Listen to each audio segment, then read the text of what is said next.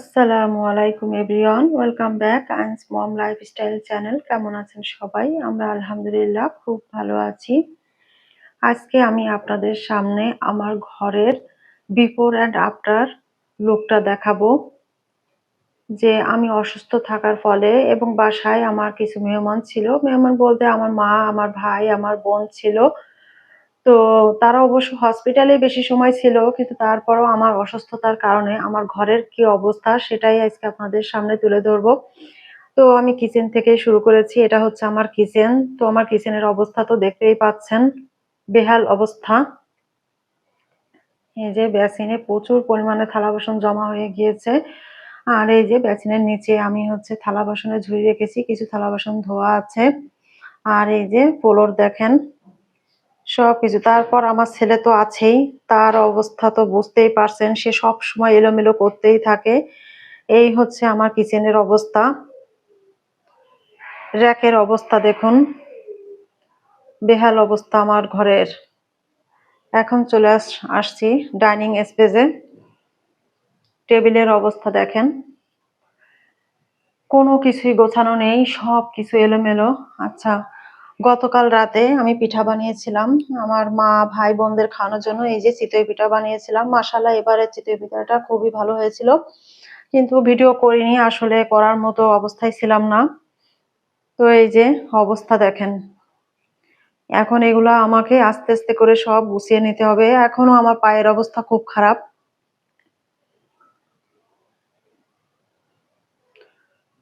সব কিছু এলোমেলো। এখন চলুন আমার রুমে যাই।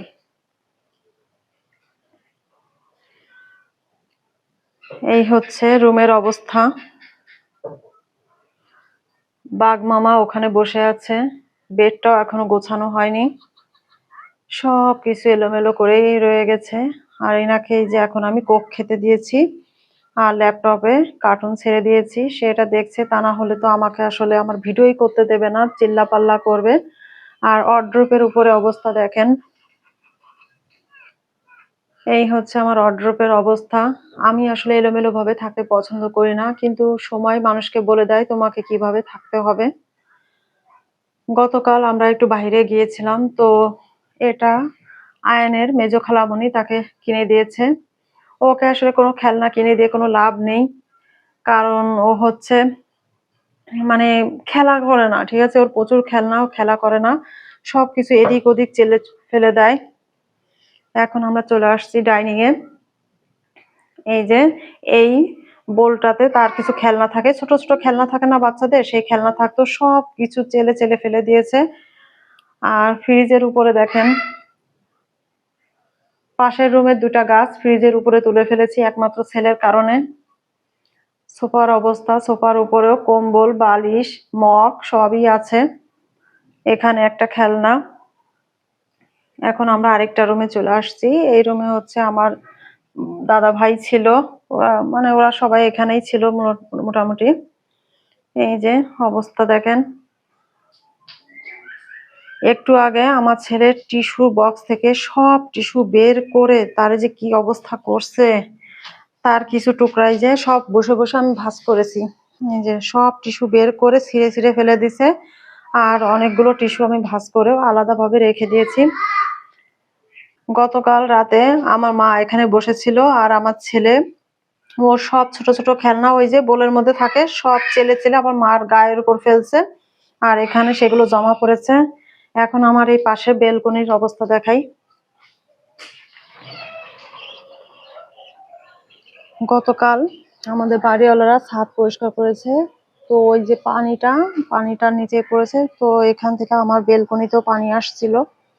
তো ওই যে বললাম না, আমার পায়ের অবস্থা খুবই খারাপ, যার কারণে আমি আসলে কোনো কিছু ওইভাবে পরিষ্কার পরিচ্ছন্ন করতে পারছি না, গাছেও পানি দিতে হবে। তো এই হচ্ছে আমার বাসার অবস্থা। এখন আমি টুকিটাকি কাজগুলো করে নেব। টুকিটাকি বলতে কি, এই কাজগুলো করতে গেলে আমাকে 2 দিন লাগবে। তো যে যতটুকু পারি করব, হয়তো বা অফ ক্যামেরাতে করব, অন ক্যামেরাতে করতে গেলে আসলে অনেক বেশি ঝামেলা হয়ে যায়। ঘরটা গুছিয়ে নেওয়ার পরে অবশ্যই আপনাদের সঙ্গে শেয়ার করব আমি, যে আগে আর পরে কেমন হয়। আর সত্যি কথা বলতে কে কে এটা বিশ্বাস করবেন জানি না বা স্বীকার করবেন যে একটা বাসায় যখন একজন মেয়ে অসুস্থ থাকে সেই বাসার অবস্থা কিন্তু খুবই খারাপ হয়ে যায় সব দিক থেকেই। একদম নোংরা থাকে, ঘর বাড়ি নোংরা থাকে, গোছগাছ থাকে না। আর আমার এগুলো একদম ভালো লাগে না। তো ঠিক আছে, তাহলে ভিডিওটি এই পর্যন্ত রাখছি, আবার দেখা হবে একটু পরে। ভিডিওটি দুপুরে শুরু করেছিলাম কিন্তু শেষ করতে পারিনি, আসলে ব্যস্ততা বেড়েই চলেছে। তো এই যে কিচেনের যে অবস্থা ছিল সেটা অনেকটাই কাটিয়ে তুলেছি, আমি পরিষ্কার করে ফেলেছি। থালা বাসনগুলো পরিষ্কার করে ওই যে বাস্কেটের মধ্যে রেখেছি, আর এই যে উপরে বড়গুলা রেখেছি, পানিটা ঝরে গেলে জায়গা মতো রেখে দেব।